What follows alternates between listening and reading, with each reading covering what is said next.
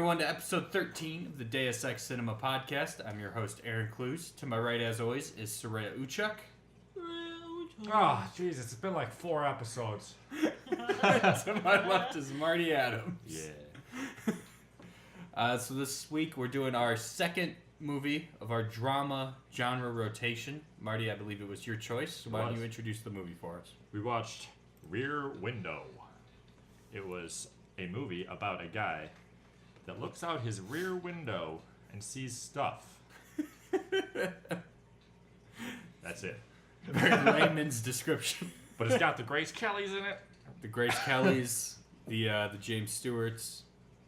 And so it's the 1954 Rear Window by Alfred Hitchcock. Yes. The late, great Alfred Hitchcock. Before we get started, Marty, let's go around like we usually do.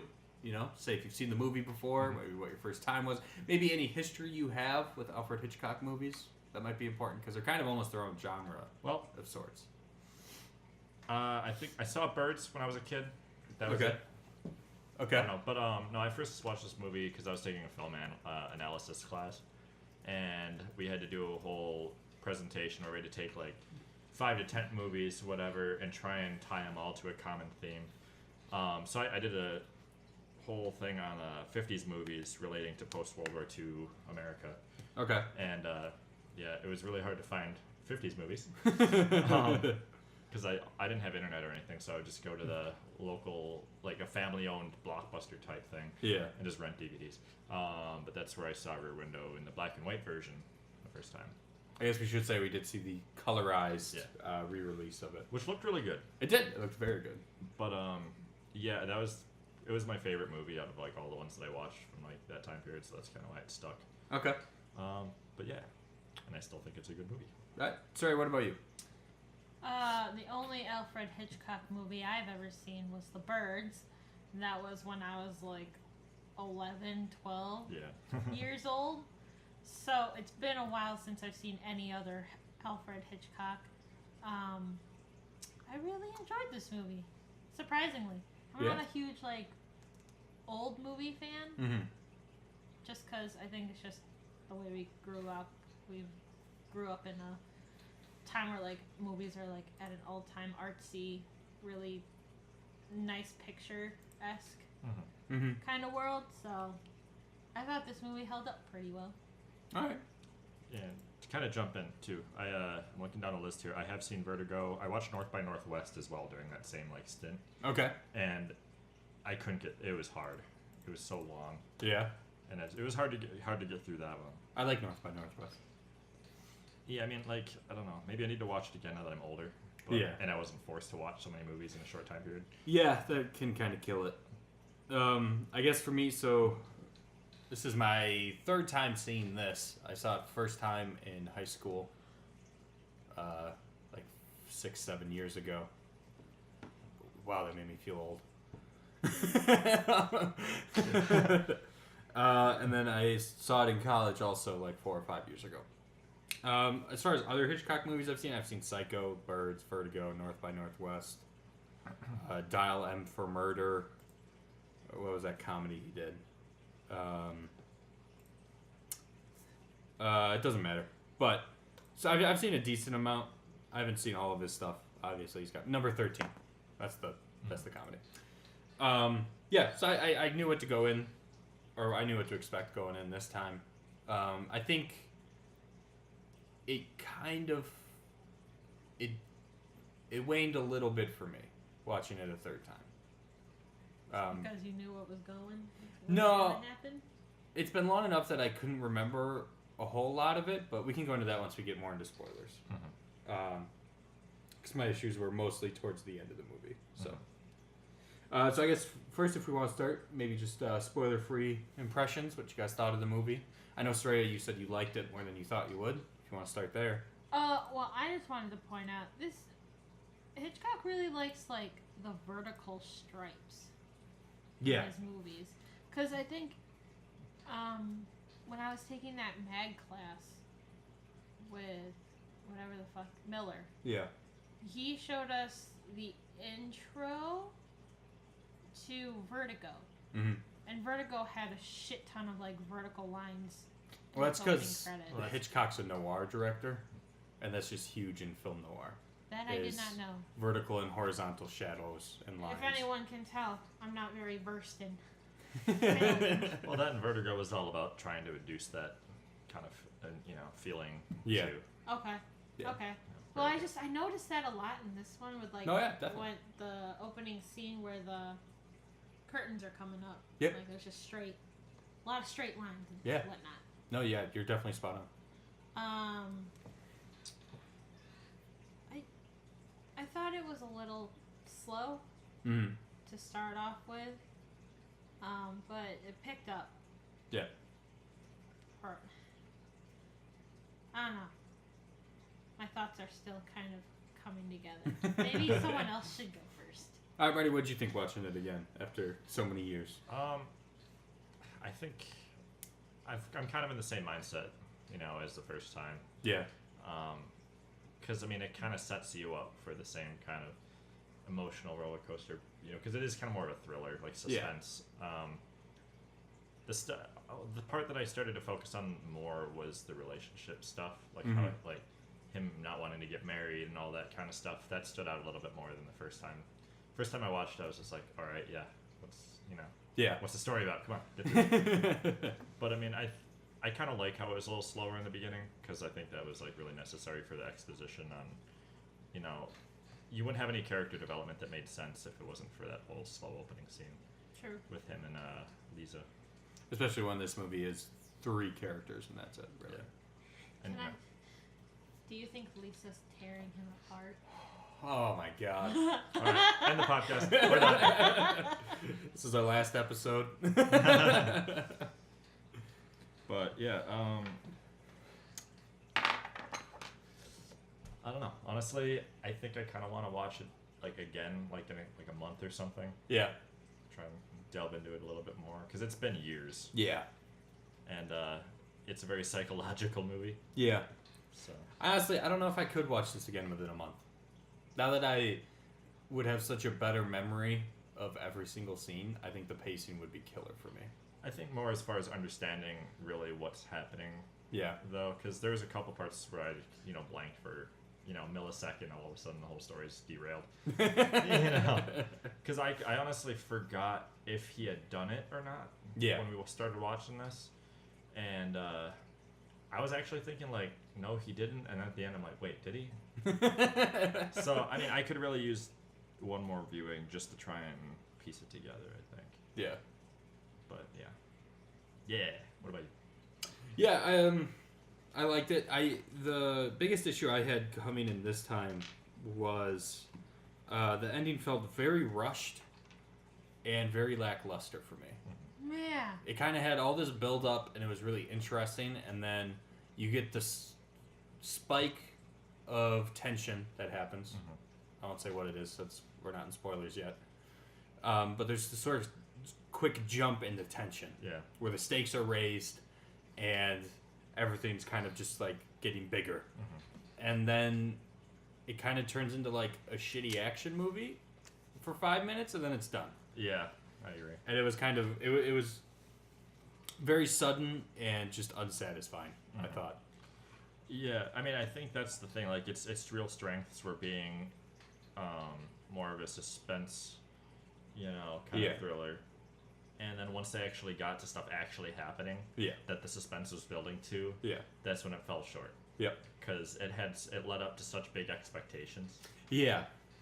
And I think that's always the hard part with these kinds of movies, right? Is how do you pay off an hour and 50 minutes of people talking and trying to solve a mystery in a way that doesn't just feel cheap? Yeah, I think, maybe once we get to spoilers, I can kind of, bring it up a little bit more. But Sarah, do you have non-spoiler thoughts at all, or?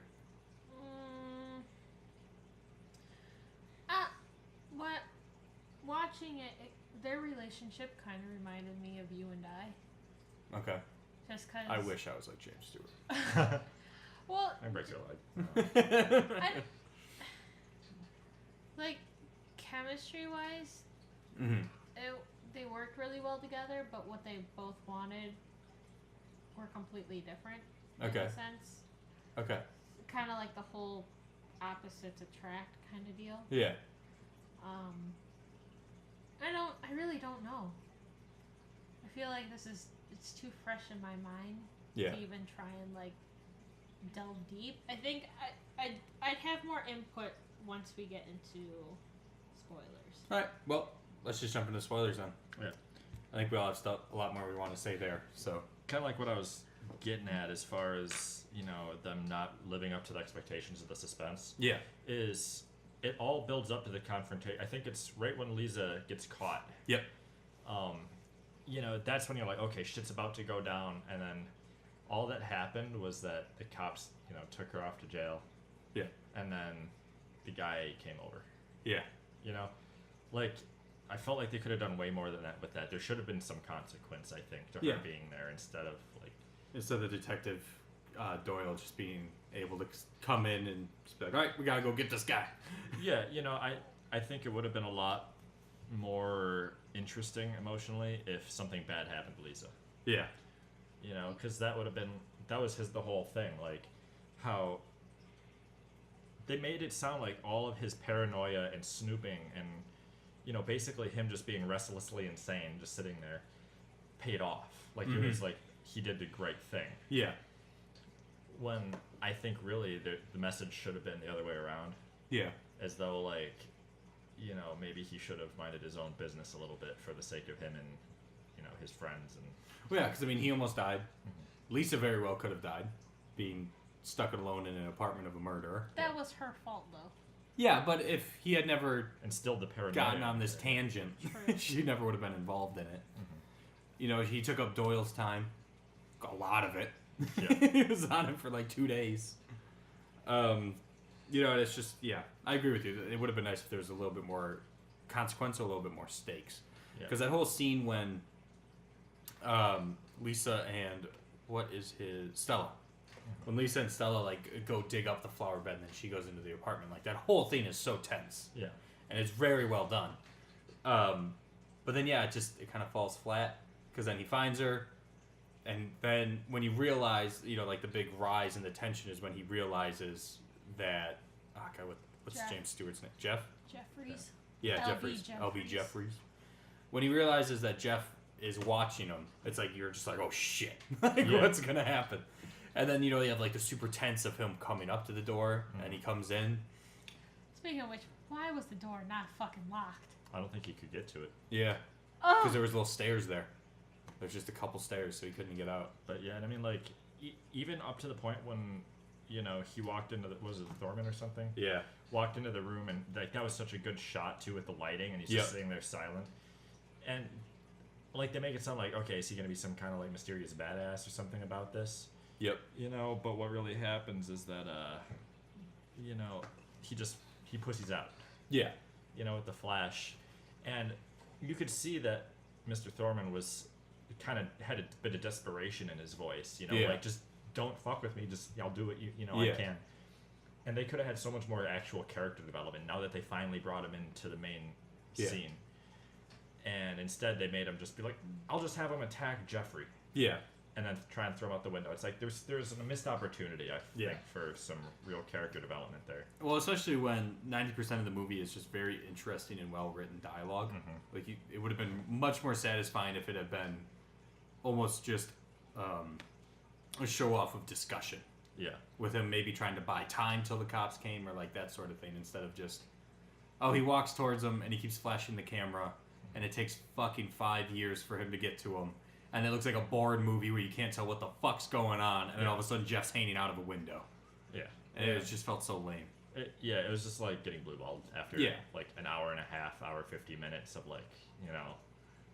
this is gonna be awesome, but well, especially because then he's hanging out the window, and it's like you have a solid 45 seconds of oh my god he's out the window, and then the cops just arrest him, and then you don't even see him after that, and then the cop just comes to the window and he's like, he admitted everything. This is what happened, and then the movie's over. Yeah, it's just if they would have given an extra 15 to 20 minutes just to flesh it out.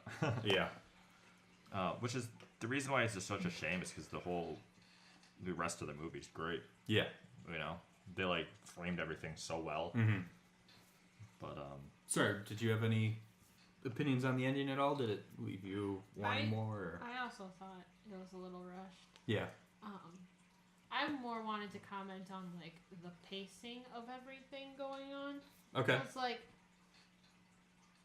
I don't know if it was intentional with like timing wise. Like so you start off on a Wednesday. Yep. And then all of a sudden he wakes up in the middle of the night. Mm-hmm. But like how many hours was it? Like Yeah. and then he goes back to sleep and it's still in the middle of the night the next time he wakes up. Mm-hmm. And it's like, how many hours was that? Yeah. And then by the end of the movie, I was like, I don't even know what day it is anymore. Mm-hmm. Like, I feel like maybe keeping track of time would be good. And then did they actually take Lisa all the way to the police station? Or, like, were they still just hanging out in front of the apartment? well, no, they brought her to the police station. I mean, that's why they're trying to get money then. Just trying to bail her out. Okay, but, like, it all seemed so rushed. Like, how the fuck did she get back? Yeah, I know what you're saying. Quickly. There was a couple parts where people would leave the apartment complex and then they would come back so fast. It would be like 5 to 10 minutes later, and it just didn't feel like they went anywhere. Yeah. Substantial. It felt more like stage play. Yeah. You know, which it kind of fits the theme. Mm-hmm. You know, almost basically having one setting overlooking basically a set. Yeah. You know, Definitely. But like when Stella was going to look at the van, she's like 3 stories up in this across the street on the other side of the complex. I want to go check the van, and like 30 seconds later, you see her down there. Like, Yeah. I'm like, man, she must have been hauling ass. She gets down there, she's like, woo! She had a pair of rollerblades outside the door. She was grinding down the Heelys. handrails. Heelys. She has heels on with little wheels on the bottom. I guess one of the other things that really sort of wowed me this time that I sort of remembered, but it was really impressive to me, was the introduction. Mm-hmm. Sort of just the very slow sweeping of the entire complex, introducing all the different characters. Mm-hmm. And I thought it was impressive because not only does it just immediately set the setting and the tone very well, but you also completely understand every single character without knowing names, without hearing their voice. Well, and you know what happened to Jeff. Yeah. You know, like it gives a full picture within like 30 seconds of just camera track. context clues. Yeah. You know, I mean that's the strongest part of the film was its shots. Oh yeah. You know, and it's obviously like, oh, you know, the most creative aspect is how like, yeah, it's just the one scene like overlooking, you know, the square, Mm-hmm. which is, you know, the thing everyone will talk about when it comes to Rear Window. Yeah. But I mean, aside from that, I think that was its strongest, you know, attributes. Like seeing, like you mentioned with that one shot when Lisa was in the apartment across Mm-hmm. the way. And, you know, you could see his reflections coming in, and you could see, you know, at the same time as you could see her kind of hiding around the door. Yep. You know, and it was just such a strong, like, scene. Yeah. Or when Mr. Thorman came in and they're both their faces are in shadows, and it kind of sets the tone for what they see each other as. Yeah. And all that, like, there was some just really impressive shots Mm-hmm. throughout the entire movie. Oh, definitely. For being simple, like, real simple. Yeah. Which I think is what Hitchcock's always excelled at, is just being able to show things in very concise, clear, visually interesting ways without having to do anything really too incredible. Mm-hmm. Like there weren't too many shots except for the one with the reflection of him in the window where I was like, holy shit, like that's a really creative, awesome shot. Yeah. But still steadily, just consistently throughout the entire movie, they're all good at least and very informative. Well, like this, like even if it's a simple shot that isn't really creative, they all serve a purpose. Yeah. You know what I mean? Yeah. And even the shots across the way, like when he's looking at Miss Torso and the fresh newly married couple, Yep. and stuff like that, it just gave like a 360 kind of degree setting. Mm-hmm. You know, where you can kind of understand where everything is and how everything's laid out, but they never really directly showed it from his point of view. Only these direct, full-on shots. Yeah. So, did you have anything bad to any of that? No. Well, I mean, in the same vein, you know, like how they were able to develop these other characters. Yeah. Just through these simple one shots, like you set up a tripod, hit play, and just let it go for a day. Yep. You know, you understood the situation with the married couple just by watching them for like 3 scenes. Mm-hmm. You know, like they go in there, they're having a great time, the window's closed. All of a sudden, like 2 days later, he comes out and Yeah. he just goes right back in. you know, but you can already see the development between the couple's relationship just from those few scenes, seeing him come out, you know, by himself and have a cigarette and all that stuff. So, you know, and Ms. Torso, you know, they make it sound like, oh yeah, she's always just with all these other guys and stuff. They're just throwing themselves at her. And then at the very end, you find out, you know, the guy comes back from, you know, the army or whatever. Yeah. And you find out that she's actually been like, you know, just waiting for him. Yeah. A married woman the entire time. yeah, you know, and it's that kind of character development. And I mean, obviously, you know, the woman that was alone, Yeah. you know, drinking wine by herself. Yeah. You know, there was more character development in her than fucking anything. Yeah. With her just moving towards killing herself. Which, speaking of which, Jeff's paranoia did save her life. It did. Yeah, it did. Because the whole commotion and him getting thrown out a window. It did save her. Well, the dog, I guess. Yeah. Yeah.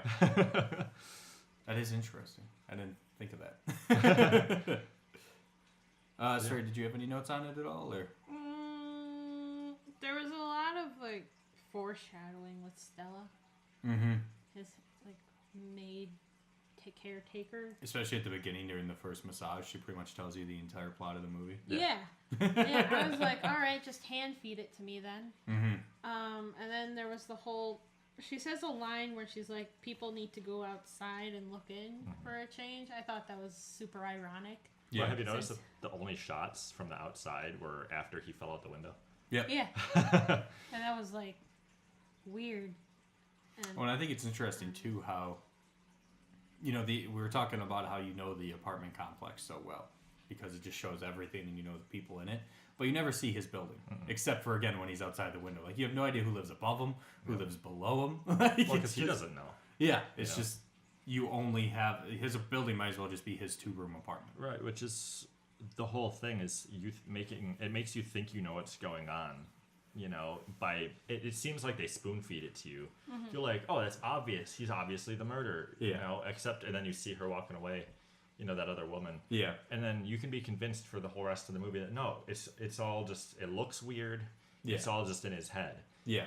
You know, they make you feel so convinced in what you think is happening, but you might not be right. Yeah. Which I think is kind of interesting because it's like complexity through simplicity. Mm-hmm. So I am curious, before we get back to your other points, since this was your first time watching it, and I know about a quarter of the way through I asked you if you thought he did it, if you thought Thorwald was a murderer, yeah. and you had said no. So I am curious, did that stay that way throughout the whole movie, or did you kind of flop back and forth? I Or flopped back and forth a lot. was there like a point where you became really sure one way or the other? Or like were you surprised that he ended up being a murderer? Or Well, I knew it was him when Jeffries sent him the letter, and he picked up the letter and he looked at it and had that face. and it kind of freaked the fuck out? Yeah. Yeah. So I think that solidified it for me. But before that, with Doyle constantly telling Jeffries that like the wife made it to Merrittsville, Yeah. wherever she was, and sending the postcard and shit. Like from that to that point, I was flip flopping in between. Okay. Because like everything he did didn't really seem super suspicious to me. Yeah. I mean, Like when you look in the apartment with the rolled up mattress and whatnot, it just looked like he was moving. Yeah. you know, and it looked like he was maybe packing a bag to send to his wife or something. Yeah. You know, like he's like, oh, why would she leave all this stuff? It's like, well, maybe it was an urgent thing, you know. Yeah. And he was just gonna come out later. Yeah. Yeah. Well, I'm happy to hear that. I was very curious because I don't remember my first time watching it or where I was falling throughout it. So I was definitely interested in your perspective of going into the movie completely blind. So what else did you have on your list then? Or Marty, if you had anything you wanted to bring up?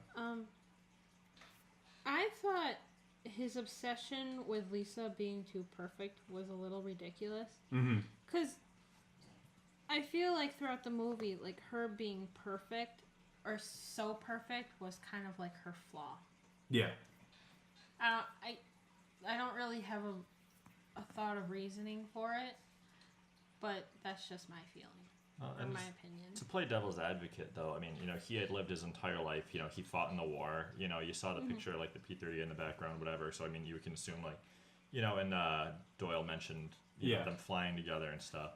And, you know, he talked about all these crazy things that he's done. And I would imagine after that, it seems very fake and kind of meaningless, I guess, like vain, to be living a world that's, you know, full of, you know, expensive dresses and like perfect expensive lobster dinners. Yeah. You know, high class wines and catering services and stuff like that. You know, and I can understand that he would see a divide there. Yeah. But, you know, the problem is like that's almost like still a young man's mindset that I think he can't really get out of.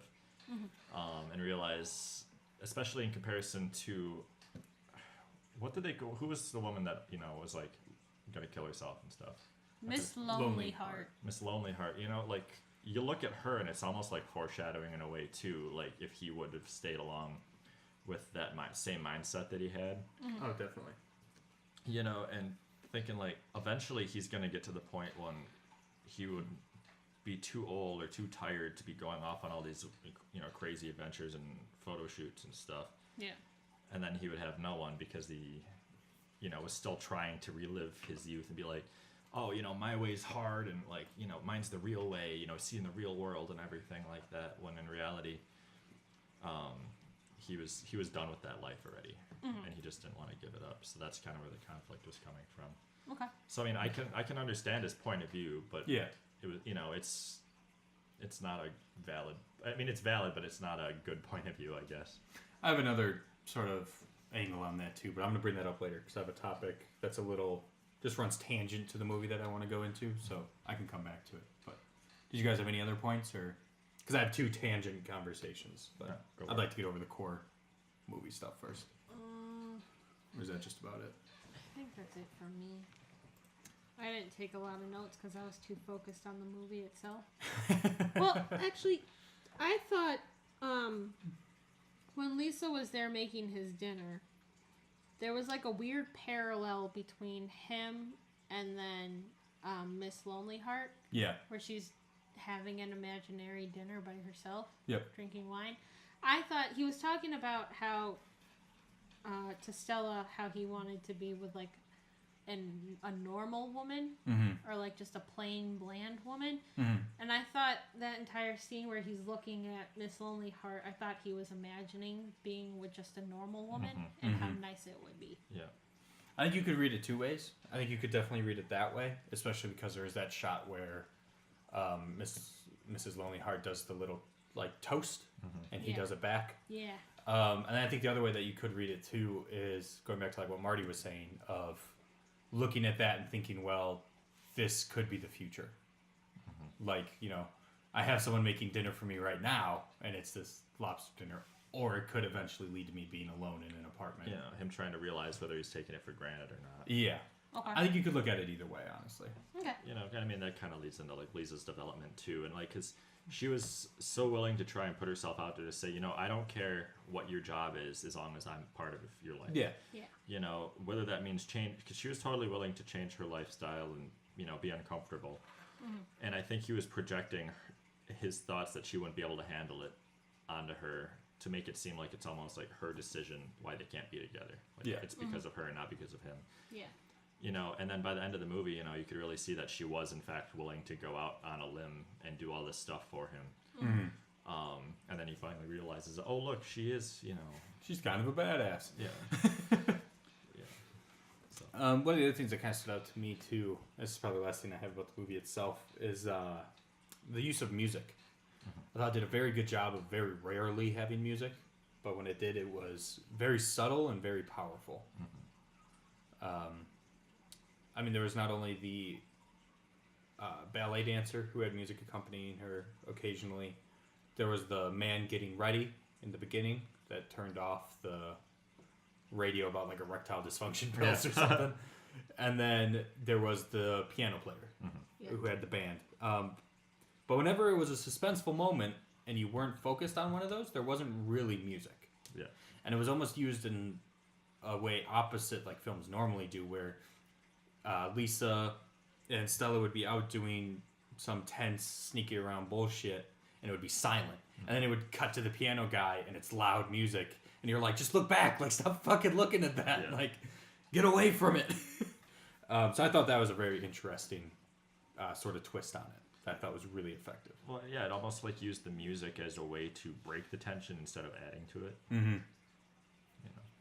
Yeah. I had issues with the music. I didn't like the music at all. No? What didn't you like the about opening credits were like all super happy it? Mm-hmm. and like just I don't know, like live free and Yeah. smile kind of music. Just like there was a tonal dissonance there. And I was trying because you had told me the general plot of the movie, and I thought that everything would just be a little bit more dull and like dark sounding. Mm-hmm. And every time that it switched to the happy music, like the piano guy or Miss Torso, I felt annoyed. Mm-hmm. And like it would cut from like the tense scene back into Jeffrey's apartment, and you could just see the annoyance on everyone's faces with the music. Mm-hmm. And I don't know, I resonated with that. It's like, Okay. I don't want to hear happy music for this stuff. Well, I think that was done on purpose, because it was about how normal everything was. Like the music in the beginning, it wasn't. I didn't really get like a happy vibe from it. Honestly, I didn't really get a negative one either. It was just kind of, here's some music, here's a normal scene with normal people living normal lives. Because that's the whole thing, is how the contrast between him seeing like all these normal people doing normal things, but he's trying to piece together this story in his head that's extraordinary. Yeah, and just sort of that idea that this can happen anywhere. Yeah. You know, it can happen in any happy little apartment complex in the village. Because like everybody else was, for the entire movie, was living their own lives. Yeah. No one else was aware of any of the potential murder plots or anything like that. And there were prominent people that were in like every other shot. Yeah. You know, and you saw them, but none of them were doing anything extraordinary. Yeah. You know, which is kind of the contrast between, you know, his room, Jeff's room, and his mind and his view of the world, like the square. Yeah. You know, compared to everybody else who were just normal. There's nothing interesting about them. Yeah. You know, and I think that's really what the music was trying to convey there, is how it's not anything special. None of them are special. It's just, it was all in his head, basically. I mean, yeah, it did happen. The murder did happen or whatever. But that really wasn't the point. Yeah. I don't think. I think it was more the contrast about how he's so bored and antsy just sitting there with nothing to do in a cast for like over a month, that he's just so desperate for anything interesting. He's trying to create something out of nothing. You know, and that's kind of the whole premise of it. I mean, it just so happens that it was something. But I think it almost would have been more powerful if it wasn't. Oh, yeah. I think know? so, too. So. So the first tangential thing I kind of had was I couldn't help but think of this movie, watching it this time, sort of from the frame of a meta commentary on movies themselves and just voyeurism in general. Because I mean, you're watching a movie about a man watching something. Yeah. So I think there's just a very clear parallels there. And I guess sort of the way that tied into Lisa for me was, and how you were talking about how his issue with her is just that she's too perfect. And I think that could almost be seen as how viewers of film would kind of want to go away from movies that are too perfect. Right? Like if everything's completely perfect, then it's not going to feel real because it's too staged. Yeah. And I think you could sort of read it as that, as sort of this echo of how, you know, he almost feels she's fake, like you would feel a movie is fake if everything was perfect, because real life isn't perfect. Yeah.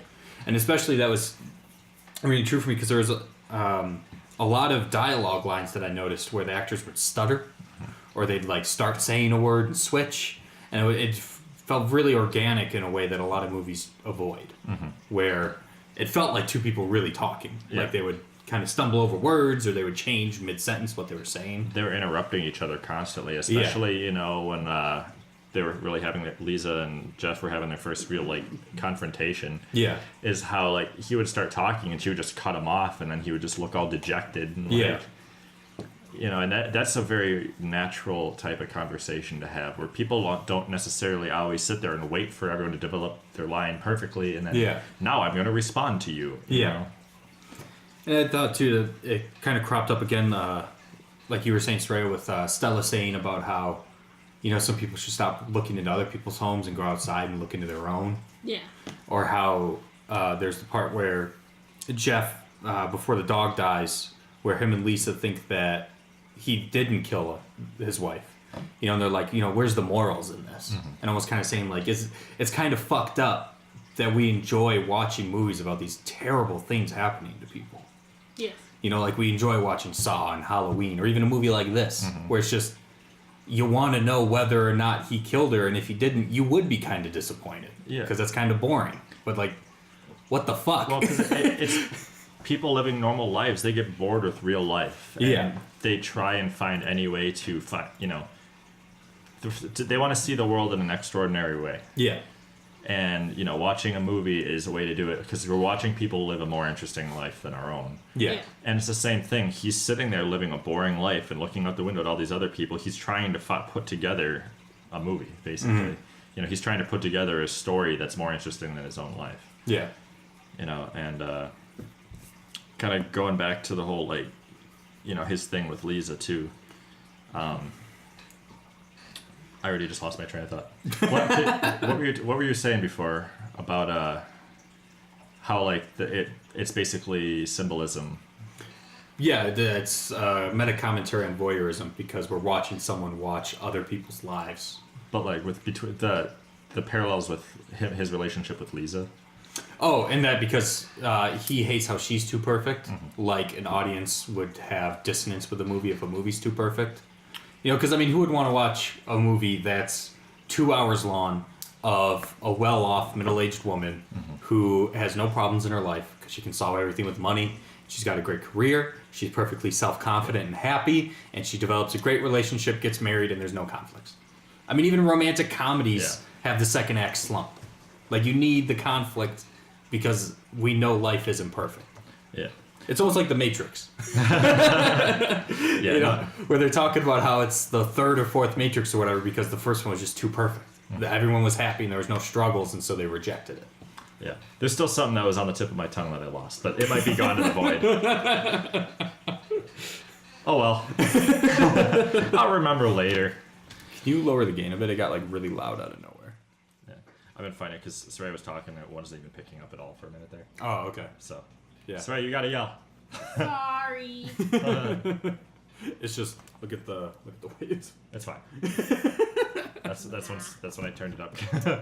The other tangential conversation I was interested in having was, I don't know if either of you saw a little film that came out in the glorious year of 2007, starring actual cannibal Shia LaBeouf, called Disturbia.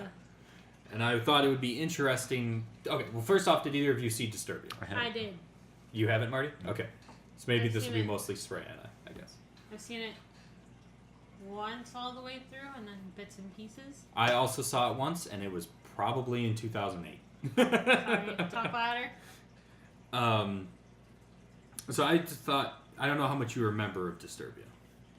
I remember Shia LaBeouf looking out his window and seeing like an old man like shove something into a fridge or something. Mm-hmm. And then Shia LaBeouf also looks into his like next door neighbor's house. And there's like some hot chick, and then they get together kind of, and they try going over to the old man's house to figure out what's going on. And I know Shia LaBeouf gets caught by the old man. So, for Marty's sake, and any listeners out there who haven't seen it, I'm just going to read the Google description real quick. A troubled high school student becomes convinced he is living next door to a wanted serial killer. Struggling to come to terms with the death of his father, the teen lands himself in hot water after a fight with a teacher and is put under house arrest. During his domestic confinement, he begins to spy on his mysterious neighbor, believing him to be a murderous psychopath on the run from the authorities. So it's pretty much exactly a remake of Rear Window, but with Shia LaBeouf, but instead of having a broken leg, he's under house arrest, so he can't leave the confines of his yard. And like Sarah was saying, he ends up hooking up with the neighbor, and then they try to investigate the murder neighbor. Mm-hmm. And there are many scenes that are ripped directly out of Rear Window. Yeah. Like his girlfriend going in and him looking with the binoculars and watching. And So it's like the same thing. pretty much. It's the same thing, but to me, not as good.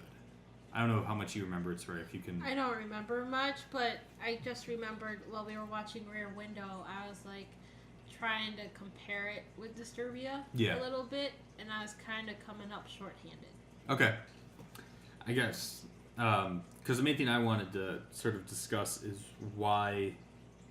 how Rear Window works so well in ways that Disturbia kind of doesn't. And I think largely it is how claustrophobic Rear Window is. Yeah. Where Disturbia, I mean, he's locked, he's stuck in his house. But he Yeah. eventually goes to The other house. the other house. Yeah. Like his ankle bracelets going off and everything. And then it turns into almost like a Don't Breathe action movie while he's in that house of like the neighbor trying to kill him and stuff. Yeah. So it almost made the same mistakes Rear Window did, but worse, which I find really interesting. Yeah. And I guess it's just interesting to sort of compare those two and see how the same sort of movie, was made by a very auteur director in the 50s compared to kind of just a run-of-the-mill director in early 2000s.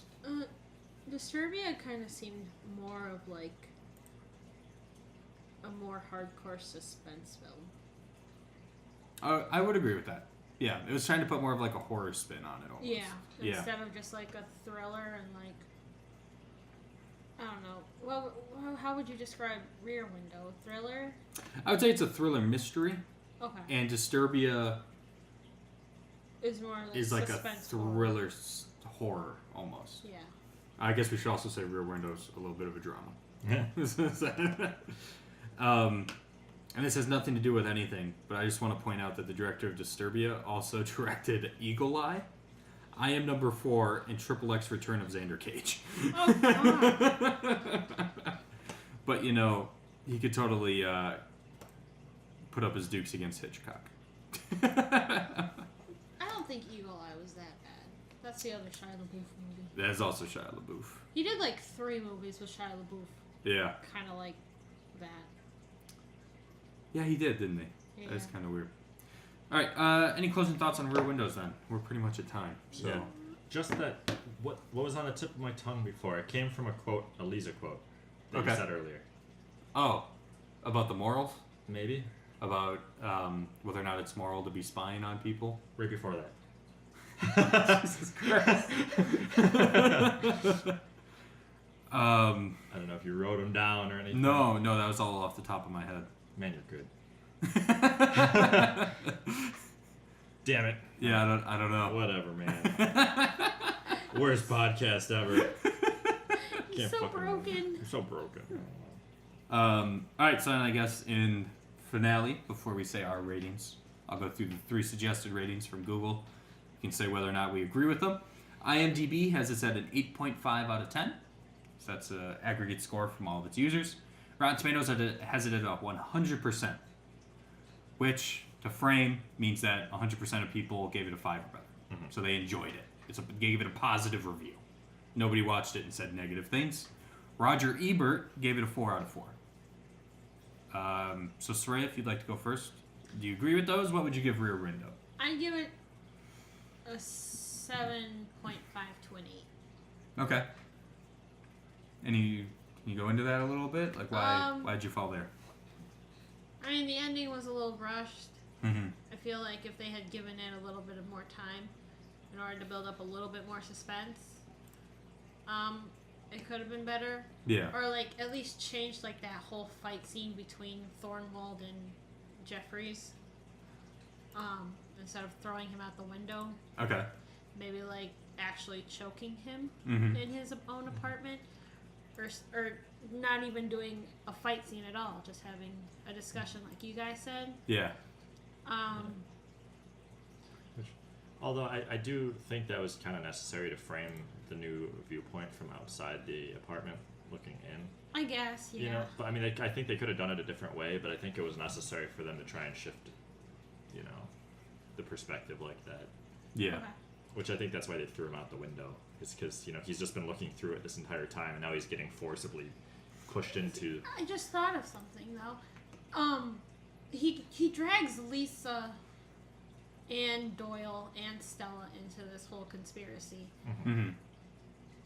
I would have loved if they had done a shot from, like, Lisa's point of view, where she's in Thornwald's apartment looking into Jeffrey's apartment. Like, they did multiple shots where Jeffries is looking at them and they're looking back at him and, like, waving and whatnot. I think it would be really cool if they had done shots like them looking at him. Yeah. Because then you'd see his entire side of the apartment complex that he's in, and also just it wouldn't be as claustrophobic.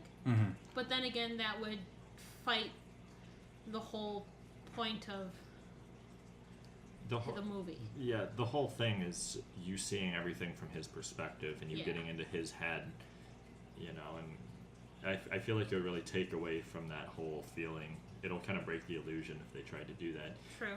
The only other thing that it might be able to benefit from is to really be able to show, you know, like the perspective of what he really looks like. What are his behaviors from everybody else's point of view? Or, you know, are they actually just crazy conspiracy theories and stuff? Is he just some pathetic man up in his room with nothing better to do?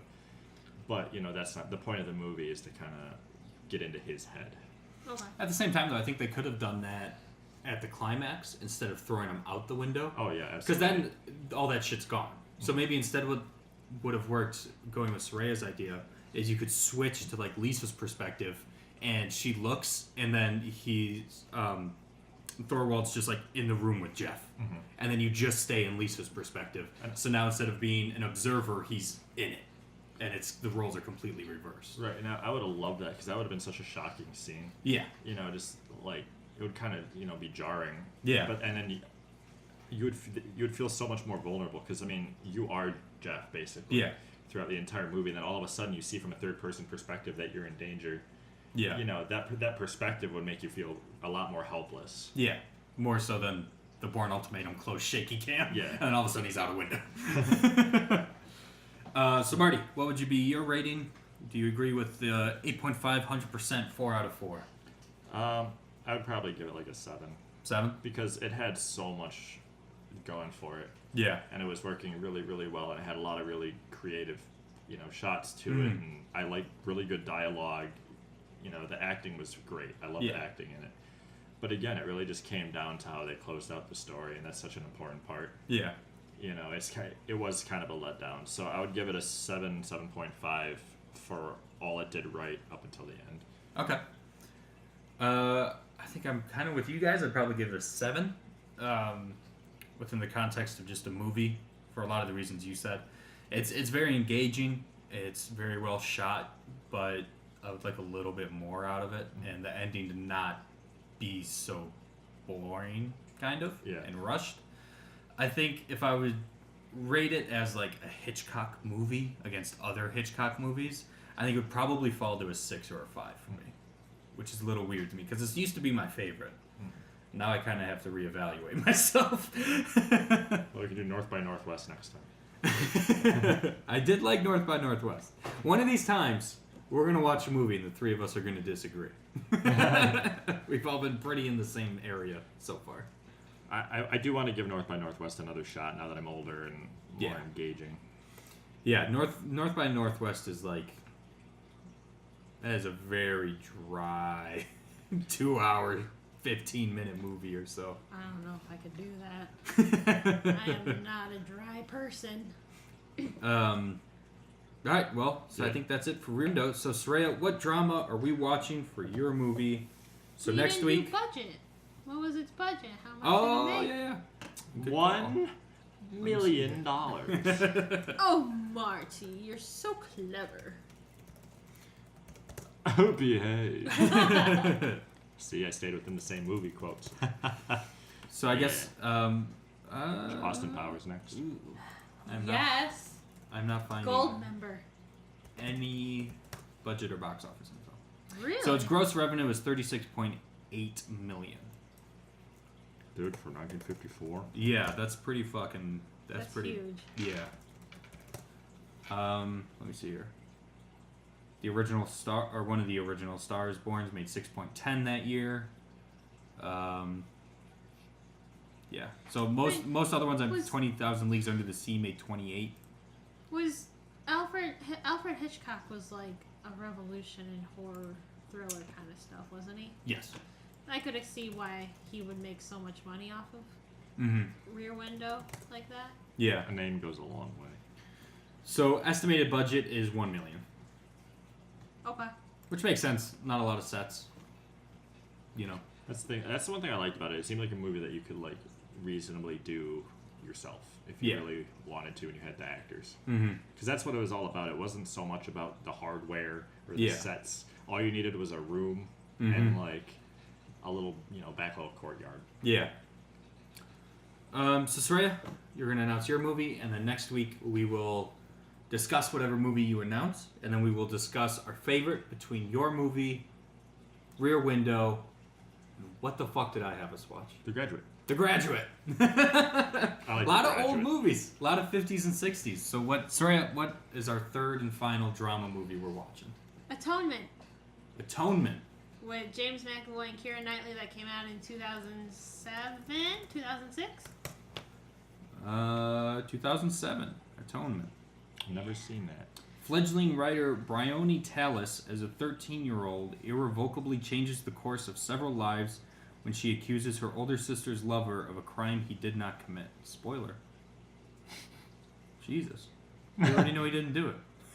Wow. Why would you read that then? I was just reading it. It was a synopsis. You just needed to know what year it came out. No, I wanted to read it for people who don't know what it was. I didn't know what the fuck it was. Alright, well, I'm sure it establishes in the movie that he didn't do it. And it's more about the relationship fallout and the repercussions of it. I don't know, it's the fucking... Alright, pick a different movie, God. I want to do this Alright, one. we'll watch 2007's Atonement. I'm sure I'm gonna love it, because I fucking hate Keira Knightley. She's not too bad in it. Oh, we'll see. She still does that weird thing when she With her talks. mouth. Though. It's like, Oh, looks like she has like a pair of dentures over her normal teeth. There's just not enough room for all of it. Well, that's it for this week, though.